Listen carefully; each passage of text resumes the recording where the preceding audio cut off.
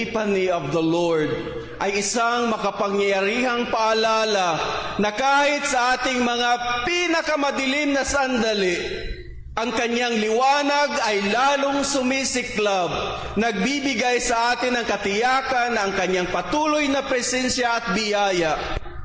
Ang paalalang ito ang nagtutulak sa atin patungo sa hinaharap, nagbibigay ng lakas upang harapin ang mga hamon ng buhay na may determinasyon at matibay na pananampalataya. Kaya't ating tularan ang pagkilala ng kahalagahan ni Jesus. Ipinapakita ng mga haring mago at ang kanilang mga regalo.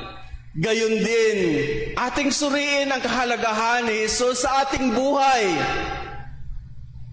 At isabuhay ang kanyang mensahe ng pag-ibig at pag-asa sa ating pagharap sa mga pagsubok ng buhay. Sa kanyang biyaya at gabay, naway tayo ay makapagpatuloy at yakapin ang isang buhay na sumasalamin sa kanyang pagmamahal at turo. Sa pamamagitan nito, maipakita at naipahayag natin si Kristo sa ating pananalita at sa mga mabuting ginagawa natin, lalo na sa ating pamilya at sa mga taong nakapaligid sa atin. Amen.